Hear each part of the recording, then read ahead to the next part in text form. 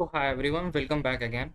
तो इस लेक्चर में हम लोग क्या होगा कि सबसे कॉमन टर्म जो प्रोग्रामिंग हम लोग जब प्रोग्राम करते हैं, कॉमन क्वेश्चन आस्क होता है कि एरर क्या होता है बेसिकली। तो हमारे प्रोग्रामिंग में क्या होता है कि एरर जो होता है वो दो तरह का होता है। एक कंपाइल टाइम एरर होता है और दूसरा एक क्या होता है, रन टाइम एरर होता है। ठीक है, दूसरा क्या है मेरा, रन टाइम एरर होता है।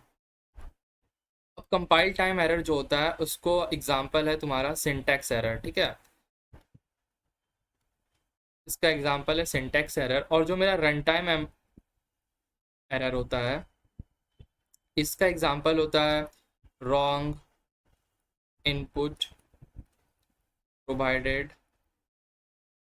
बाय यूज़र, और दूसरा होता है लॉजिकल लॉजिकल एरर। ठीक है, अब क्या होता है कि सिंटेक्स एरर क्या होता है। सपोज हम लोग क्या होता है कि सी प्लस प्लस की बात करते हैं। ठीक है, सपोज हम लोग क्या होता है कि सी प्लस प्लस की बात कर रहे हैं, राइट। तो अब देखो क्या बोल रहे हैं कि हम लोग क्या है कि एग्जाम्पल लेते हैं। सपोज हम लोग क्या हो रहा है, सी प्लस प्लस की बात कर रहे हैं। तो कभी कभी देखना हम लोग क्या होता है कि जब हम लोग एरे डिक्लेयर करते हैं तो हम लोग क्या होता है कि इंट ए आर आर सिर्फ लिख देते हैं और ये स्क्वायर ब्रैकेट देना भूल जाते हैं। ठीक है, तो कंपाइलर जो है हमारे कोड लिखने के समय क्या होता है, चेक करता है कि हमारा ये सिंटैक्स सही है कि नहीं है। तो सिर्फ अगर हम लोग इंट ए आर आर अगर लिखे, एरे डिक्लेयर कर रहे हैं और ये स्क्वायर ब्रैकेट छोड़ दिए, तो फिर क्या होता है कि हम लोग को कंपाइलर जो है वो एरर देता है।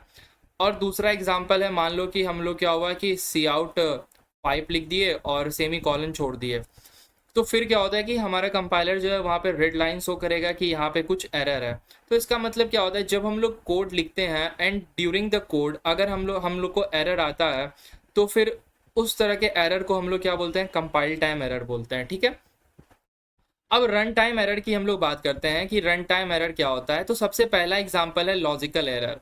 मान लो कि हम लोग लिखे एक वेरिएबल में इंट x इक्वल टू 10/0। तो 10/0 क्या होता है कि जब हम लोग कोड कंपाइल करते हैं तो उस समय क्या होता है कि कुछ एरर नहीं शो करता है। मतलब कंपाइलर को पता नहीं है कि 10/0 गलत है या फिर सही है।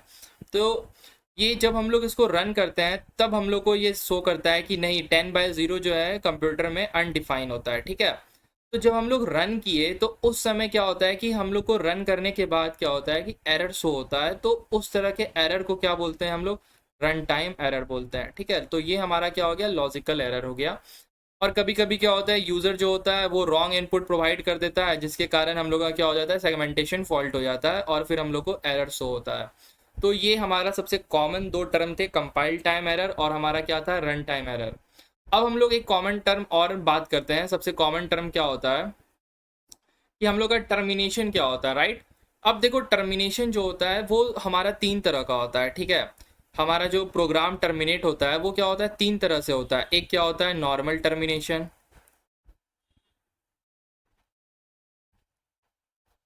ठीक है, दूसरा जो होता है वो मेरा क्या होता है, फोर्स्ड टर्मिनेशन। और तीसरा जो होता है वो क्या होता है, एब नॉर्मल टर्मिनेशन, इसको हम लोग बोलते हैं एब नॉर्मल टर्मिनेशन, राइट। अब नॉर्मल टर्मिनेशन देखो क्या होता है। ये मान लो कि हमारा पीस ये हमारा पीस ऑफ ब्लॉक कोड है। ये लाइन ऑफ कोड हम लोग कुछ लिखे। अब क्या हुआ कि प्रोग्राम आया आया आया बहुत अच्छे से, क्या हुआ कि रन किया और हम लोग को क्या हुआ, यहाँ पे हमारा ऑपरेटिंग सिस्टम है और ऑपरेटिंग सिस्टम के थ्रू हम लोग को क्या मिल गया, आउटपुट मिल गया, राइट।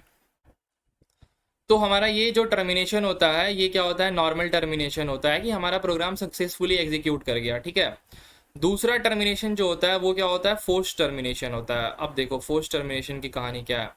ये हमारा पीस ऑफ कोड लिखा हुआ है और हम लोग यहाँ पे क्या हुआ, जावा में लिख दिए सिस्टम डॉट एग्जिट 0। तो अब क्या हुआ कि हमारा कोड आया यहाँ पे और यहाँ पे इसको क्या मिल गया, सिस्टम डॉट एग्जिट, और ये क्या हुआ कि प्रोग्राम यहाँ बाहर आ गया और यहाँ पे ऑपरेटिंग सिस्टम है और यहाँ से फिर क्या हुआ कि हम लोग को आउटपुट मिल गया। जो यहाँ तक प्रोग्राम सक्सेसफुल रन किया था वो हम लोग को आउटपुट कर दिया। अब जो है हम लोग आते हैं तीसरा केस की। ये क्या होता है कि हम लोग का एबनॉर्मल टर्मिनेशन होता है, राइट। अब देखो एबनॉर्मल टर्मिनेशन क्या है। ये हम लोग line of peace of code लिखे हुए हैं। ठीक है, यहाँ पे क्या हुआ कि कुछ एरर हम लोग यहाँ पे डाल के रखे हुए हैं, ठीक है।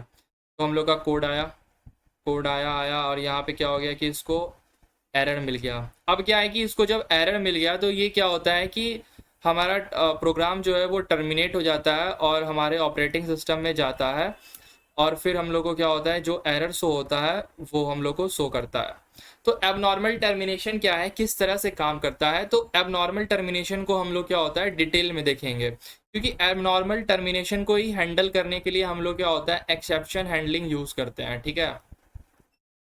तो हम लोग का एबनॉर्मल टर्मिनेशन कैसे होता है, इसको हम लोग क्या होता है डिटेल में थोड़ा देखते हैं कैसे काम करता है, ठीक है। तो हम लोग क्या होता है एबनॉर्मल टर्मिनेशन को थोड़ा पढ़ते हैं। हम लोग बात कर रहे थे एबनॉर्मल टर्मिनेशन।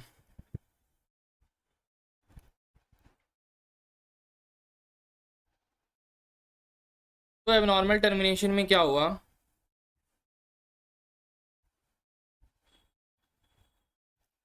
कि ये हमारा पीस ऑफ कोड लिखा हुआ है और यहाँ पे क्या हुआ एरर आया। हम लोग का क्या हुआ रेड यहाँ तक आया और यहाँ पे इसको एरर मिल गया। सी, अब क्या है कि जावा की अगर हम लोग बात करते हैं, ठीक है, जावा की बात कर रहे हैं कि हम लोग का यहाँ पे जो एरर आया, ठीक है, एरर आता है तो ये हम लोग के किस एरर जो आया जैसे ही अकर हुआ तो ये किसको भेजता है, जेवीएम को भेजता है, ठीक है। अगर हम लोग इंटरनल आर्किटेक्चर की बात करते हैं तो जेवीएम में क्या होता है आरटीएस होता है, तो ये बेसिकली क्या होता है आरटीएस पास जाता है, लेकिन नॉर्मली क्या होता है पीपल क्या करते हैं जेवीएम बोल देते हैं। लेकिन जब इंटरनल आर्किटेक्चर की बात करते हैं तो ये सबसे जेवीएम में आरटीएस पास जाता है और आरटीएस को हम लोग बोलते हैं रन टाइम सिस्टम। तो ये क्या हुआ रन टाइम सिस्टम पास गया। ये रन टाइम सिस्टम जो है ये वापस से क्या होता है कि यहाँ पे कोड में जाता है और चेक करता है कि क्या जो यूजर है वो इस एरर को हैंडल करने के लिए कुछ पीस ऑफ कोड लिखा है। तो ये देखता है कि नहीं, यहाँ पे क्या है कि कुछ पीस ऑफ कोड नहीं लिखा हुआ है। तो ये क्या करता है वापस से क्या करता है ये जेवीएम को आरटीएस को भेजता है, ठीक है। और आरटीएस जो होता है यहाँ पे हम लोग का क्या है ऑपरेटिंग सिस्टम है, ठीक है। और फिर क्या होता है कि जेवीएम जो है ये किसको भेजता है, डीईएच को भेजता है। डीईएच अब क्या है मेरा डिफॉल्ट एक्सेप्शन हैंडलर, ठीक है। ये क्या करता है कि वापस से क्या करता है ये डीईएच को भेजता है, ठीक है। तो डीईएच क्या करता है कि हम लोग का सबसे पहले कि ये फर्स्ट क्या करेगा टर्मिनेट करेगा हमारे प्रोग्राम को, ठीक है। डीईएच जो है ये क्या करता है टर्मिनेट करता है हमारे प्रोग्राम को, टर्मिनेट द प्रोग्राम, ठीक है। ये हमारे प्रोग्राम को टर्मिनेट करता है एबनॉर्मली। एंड देन क्या करता है कि हमारे जो कंसोल होता है और फिर ये क्या करता है ऑपरेटिंग सिस्टम से कनेक्ट करता है, ऑपरेटिंग सिस्टम को मैसेज आता है और फिर हम लोग को क्या होता है हम लोग के कंसोल में, और फिर हम लोग के कंसोल में क्या होता है कि देखना हम लोग के कंसोल में डिस्प्ले होता है मैसेज। और मैसेज क्या डिस्प्ले होता है कि यहाँ पे इस लाइन में लाइन नंबर ऑफ अगर मान लो ये कोड का 17 है या फिर 16 है कि 16 में क्या है कि कुछ हम लोग का एरर शो होता है और वो एरर जो होता है वो एक्सेप्शन की तरह काम करता है, ठीक है। तो जो एक्सेप्शन हैंडलिंग है, ठीक है, जो एक्सेप्शन हैंडलिंग है वो पिक्चर में क्यों आया, एक्सेप्शन हैंडलिंग जो है वो इसीलिए पिक्चर में आया जो हम लोग का एबनॉर्मल टर्मिनेशन होता है, ठीक है। उसको हैंडल करने के लिए क्या होता है हम लोग एक्सेप्शन हैंडलिंग का यूज़ करते हैं। बेसिकली हम लोग ट्राई और कैच ब्लॉक इसलिए हम लोग यूज़ करते हैं, ठीक है, ताकि जो हमारे सिस्टम में एबनॉर्मल टर्मिनेशन हो रहा है उसको परफेक्टली क्या हो हैंडल हो जाए। तो यही रीज़न है कि हम लोग के प्रोग्रामिंग में एक्सेप्शन हैंडलिंग आया है। अब क्या है कि कोई बोल सकता है कि अब तुम लोग को पता है कि सी में फिर क्या होता है एक्सेप्शन हैंडलिंग क्यों नहीं होता है, क्यों नहीं होता है क्योंकि जो एरर आता है वो सीधे क्या होता है ऑपरेटिंग सिस्टम को भेज दिया जाता है, ठीक है।